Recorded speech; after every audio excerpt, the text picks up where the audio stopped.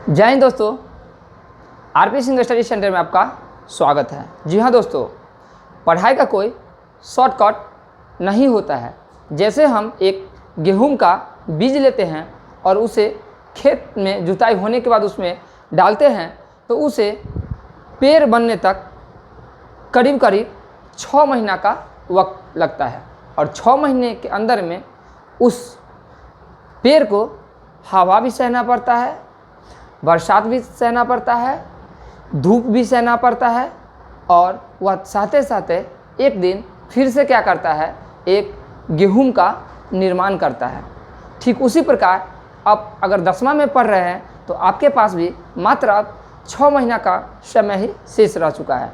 तो आप सभी कामों को छोड़कर और 6 महीना बहुत अच्छे से पढ़ाई कीजिए, क्योंकि अगर 6 महीना आप अच्छे से पढ़ लीजिएगा तो आने वाला 60 साल आपके लिए बहुत ही अच्छा रहेगा। और पढ़ाई लिखाई का कोई शॉर्टकट नहीं होता है। अगर आप शॉर्टकट के चक्कर में रहिएगा तो शॉर्ट सर्किट हो जाएगा। तो चलिए, अभी हम लोग केमिस्ट्री पार्ट 1 पढ़ रहे थे, रासायनिक अभिक्रिया एवं समीकरण। तो आज हम लोग केमिस्ट्री के अंतर्गत में पार्ट 1 का भाग 5 पढ़ेंगे। तो चलिए अपने चलते हैं बोर्ड की तरफ। तो चलिए अब हम लोग केमिस्ट्री की क्लास में चलते हैं। आज हम केमिस्ट्री के अंतर्गत पढ़ेंगे। पहला जो टॉपिक है वह है संक्षारण किसे कहते।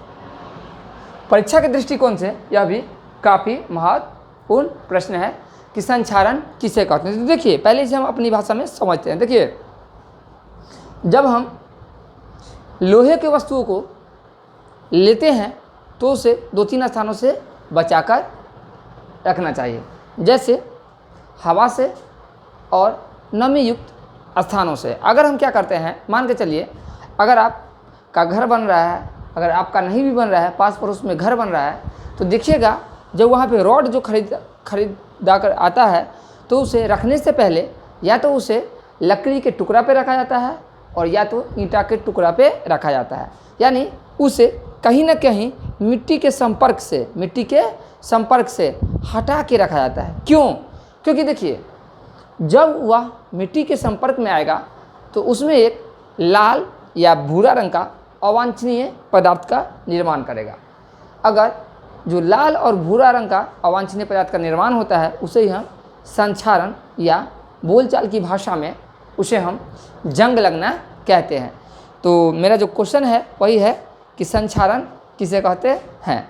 तो देखिए, जब लोहे की वस्तुओं को हम खुली हवा और नमी युक्त स्थान पे रखते हैं तो उसमें एक अवांछनीय पदार्थ का निर्माण होता है जिसे ही हम संक्षारण कहते हैं। तो चलिए, ये तो हो गया मौखिक। अब मौखिक से तो काम नहीं चलेगा, एग्जाम में क्या करना पड़ता है, लिखना पड़ता है। तो चलिए अब हम इसे लिखते हैं। आप भी लिख लीजिएगा। आप कब लिख पाइएगा? जब उसे बार बार कॉपी पे रिवीजन कीजिएगा, अपने मस्तिष्क में उसे सेव कीजिएगा, तब जा कर के आपको भी एग्जाम में आसानी से लिख सकते हैं। तो चलिए, संक्षारण किसे कहते हैं। तो देखिए, लिखेंगे जब और चैनल पे नए हैं तो चैनल को सब्सक्राइब भी ज़रूर कीजिए, क्योंकि आप अगर सब्सक्राइब कीजिएगा तो मेरा मनोबल बढ़ेगा तो हम बार बार यूट्यूब पे क्लास आकर के लेंगे। तो चलिए, संक्षारण किसे कहते हैं लिखेंगे, जब लोहे की वस्तुओं को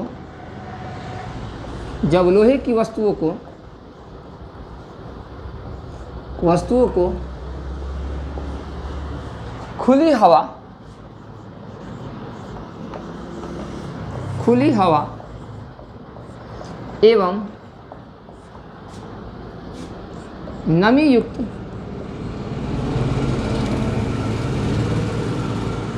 जब लोहे की वस्तुओं को खुली हवा एवं नमी युक्त स्थानों पर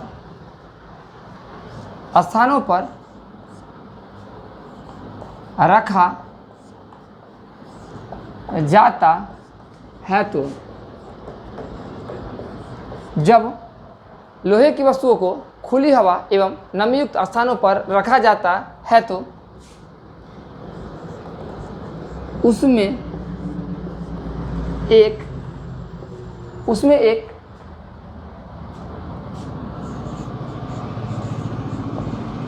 अवांछनीय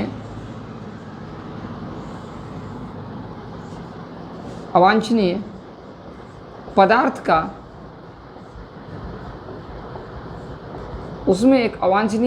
का निर्माण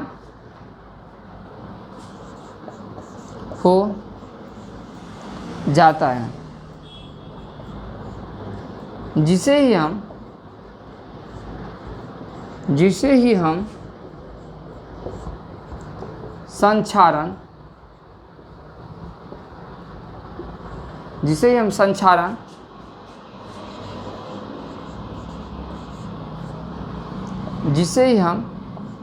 संक्षारण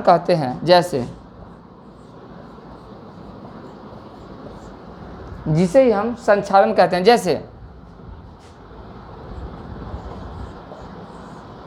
लोहे की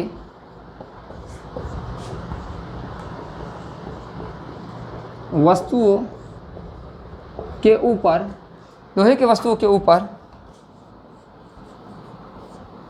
लाल या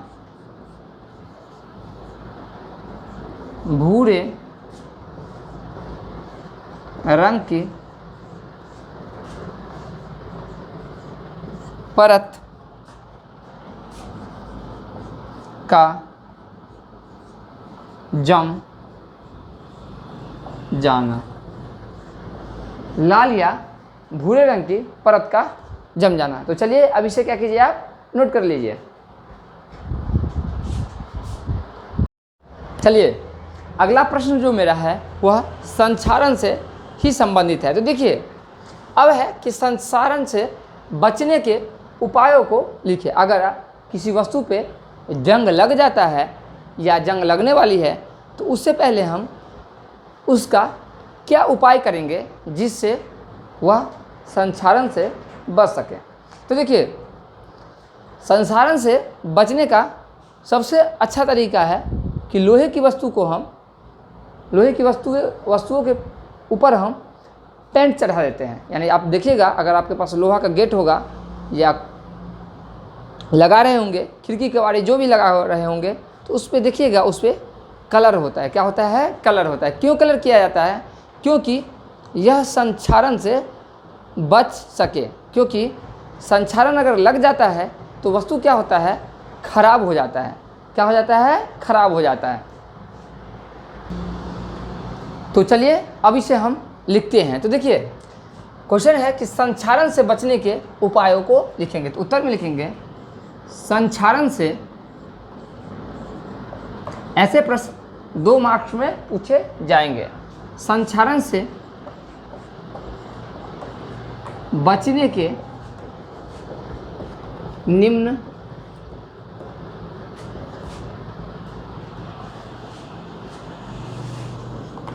उपाय है।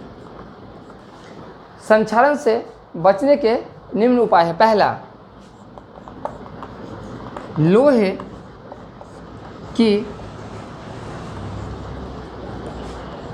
की वस्तुओं को पेंट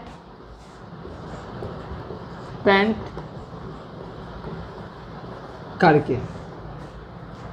क्या उपाय है? पहला, लोहे की वस्तुओं को पेंट करके। और दूसरा उपाय है जिंक की परत चढ़ाकर। किसकी परत चढ़ाकर? जिंक की। अगर आप पेंट नहीं कर सकते हैं तो आप जिंक की परत भी उस पर चढ़ा सकते हैं।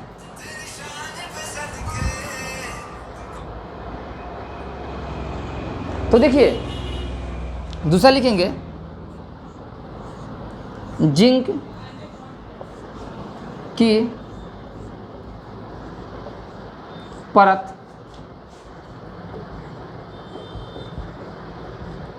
चढ़ाकर। दूसरा क्या लिखेंगे? जिंक की परत चढ़ाकर। तो आप इसे क्या कीजिए, लिख लीजिए। चलिए अब जो मेरा नेक्स्ट प्रश्न है वह है विकृत गंधिता किसे कहते हैं, विकृत गंधिता किसे कहते हैं। तो देखिए सबसे पहले हम लोग शब्द का अर्थ समझेंगे। देखिए विकृत गंधिता, विकृत मीन्स होता है कुछ विशेष गंध, कुछ विशेष गंध। विकृत गंधिता, गंध तो है लेकिन खास करके कुछ विशेष, विशेष मिस हो गया यहाँ से, विकृत मिस हो गया खराब किस्म का, गंध देगा लेकिन खराब किस्म का। तो चलिए पूरा प्रोसेस का समझते हैं होता है क्या। तो देखिए गर्मी के दिनों में ऐसा जो कंडीशन होता है विकृत गंधिता का, वह होता है ज़्यादातर आता है गर्मी के दिनों में। तो गर्मी के दिनों में ज़्यादा तेल या वसा से बने पदार्थ को अगर हम काफ़ी लंबे समय तक रखते हैं तो उसमें एक विशेष प्रकार का गंध आ जाता है, जिसे ही हम विकृत गंधिता कहते हैं। अब देखिए विकृत गंधिता, देखिए हम लोग गर्मी के समय में अगर हम ज़्यादा तेल, ज़्यादा वसा और ज़्यादा प्याज से संबंधित वस्तु को अगर तलते हैं और 6-7 घंटे उसे छोड़ देते हैं तो उसे अगर हम सूंघते हैं तो सामान्य भाषा में उसे हम खाना का अरुवाना बोलते हैं। क्या बोलते हैं? खाना का अरुवाना बोलेंगे या खाना का खराब हो जाना बोलेंगे, और विज्ञान की भाषा में उसे ही हम विकृत गंधिता कहते हैं। तो आशा करते हैं आप लोग इसे समझ गए होंगे। तो सिर्फ समझने से तो काम नहीं चलेगा, इसे क्या होगा परीक्षा में आपको लिख कर भी आना पड़ेगा। तो चलिए चलते हैं अपने बोर्ड की तरफ। विकृत गंधिता किसे कहते हैं? तो लिखेंगे वसा तथा तेल से बने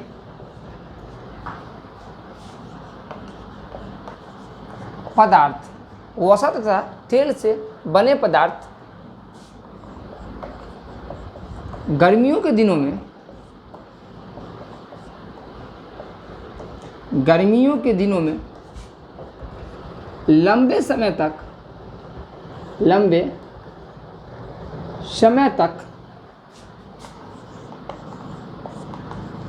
छोड़ देने पर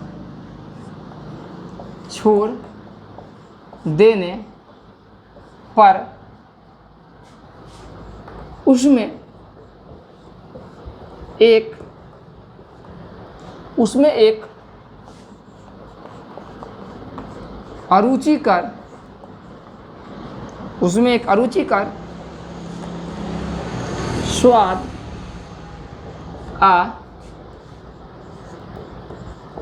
एक अरुचिकर स्वाद आ जाता है।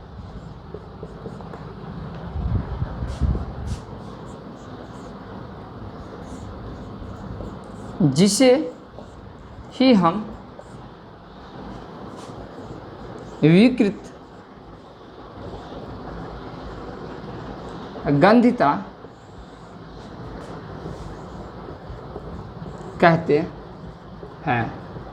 अब देखिए ये विकृत गंधिता हो गया। अब देखिए विकृत गंधिता से बचने के लिए हम क्या करेंगे? तो देखिए विकृत गंधिता से बचने के लिए हम 2 उपाय करेंगे। पहला कि खाने को हम प्रकाश से थोड़ा बचा करके रखेंगे। अगर जिस कमरे में धूप का ज़्यादा प्रकाश की किरण डायरेक्ट पड़ती हो वैसे जगह पे हम खाना को नहीं रखेंगे, क्योंकि खाना के मौसम में, मौसम पहले से खाना भी गर्म है, आपका मौसम भी गर्म है, तो धीरे धीरे वो क्या हो जाएगा, ख़राब हो जाएगा। और दूसरा कि हम खाने को, अगर हमें खाने की वस्तुओं को रखना है तो उसे हम फ्रिज में रखेंगे। किस में रखेंगे? फ्रिज में। फ्रिज में क्या होता है, टेम्परेचर को लिमिट करके रखा जाता है, तो जिससे कारण भी मेरा खाना क्या होगा, बच जाएगा। ठीक, तो चलिए अब इसे क्या कीजिए, नोट कर लीजिए। उसे हम क्वेश्चन में ही रख दिए। विकृत गंधिता से बचने के उपायों को लिखे। तो लिखेंगे विकृत गंधिता से बचने के निम्नलिखित उपाय हैं। तो लिखेंगे विकृत गंधिता से बचने के, विकृत गंधिता से बचने के निम्न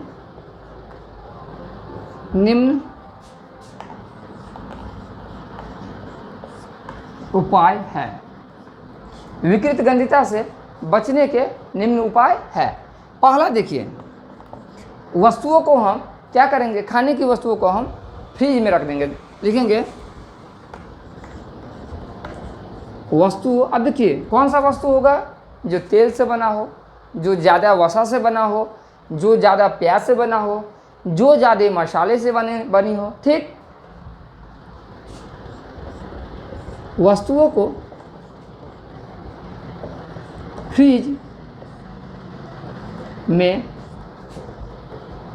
रखकर, वस्तुओं को कहाँ रखेंगे, फ्रिज में रखेंगे। दूसरा देखिए, वस्तुओं को हम वायु के संपर्क में कम रखेंगे। मीन्स वायु के संपर्क, कि उस गर्मी के मौसम में हवा भी गर्म रहता है, तो वायु के संपर्क से हम वस्तुओं को कम रखेंगे, यानी कि वायु रोधी स्थानों पे या वायु रोधी वस्तुओं में रखेंगे। तो दूसरा लिखेंगे वायु रोधी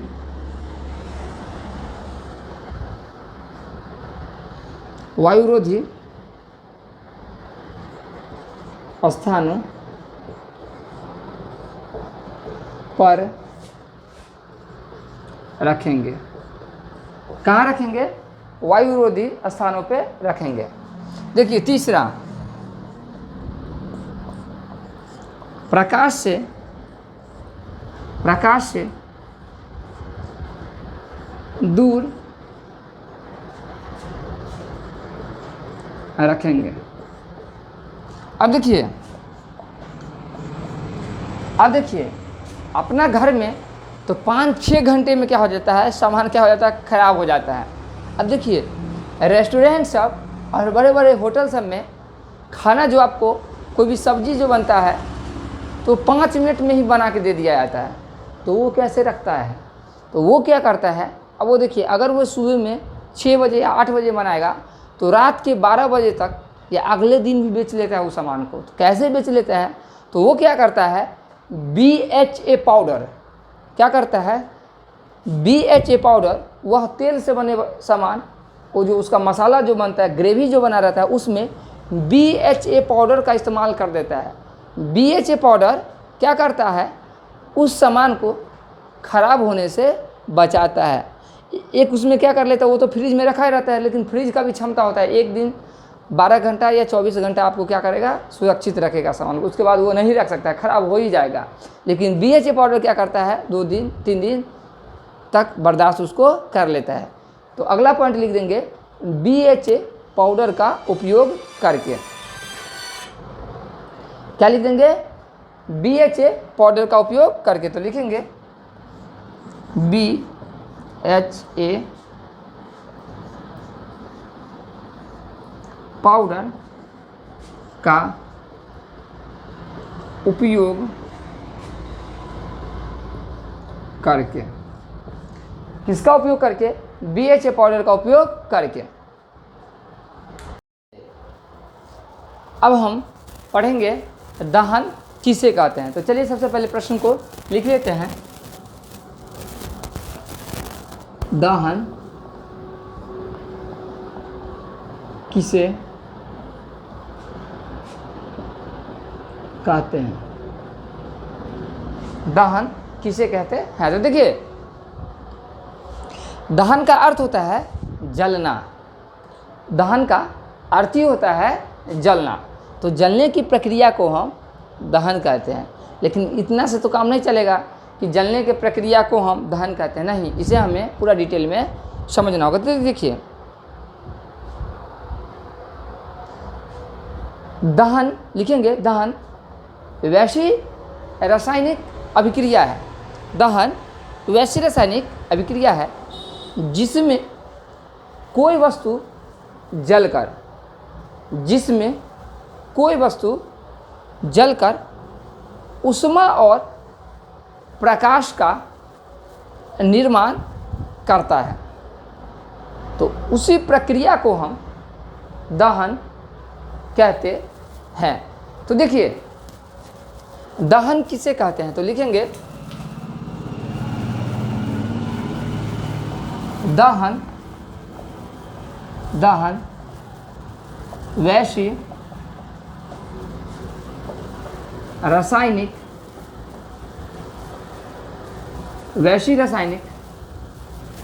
दहन वैश्विक रासायनिक अभिक्रिया है। दहन वैश्विक रासायनिक अभिक्रिया है जिसमें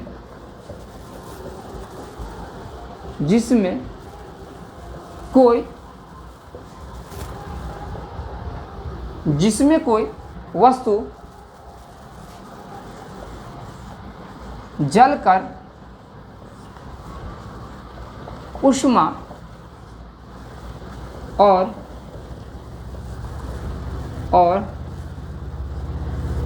प्रकाश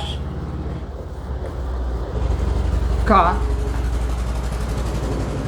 निर्माण करता है। दहन वैश्विक रासायनिक अभिक्रिया है जिसमें कोई वस्तु जलकर ऊष्मा और प्रकाश का निर्माण करता है, उसे ही हम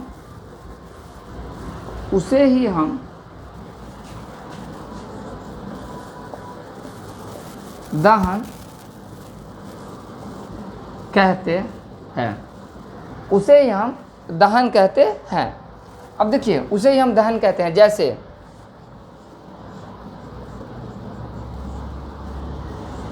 लिखेंगे C+O2 हो जाएगा CO2 प्लस ऊष्मा और प्रकाश। लिखेंगे S+O2 यानी SO2 प्लस ऊष्मा प्लस प्रकाश। ठीक, स्टार पॉइंट में लिखेंगे दहन ऊष्मा 6P। पूछेगा कि दहन कैसे अभिक्रिया है, तो दहन ऊष्मा 6P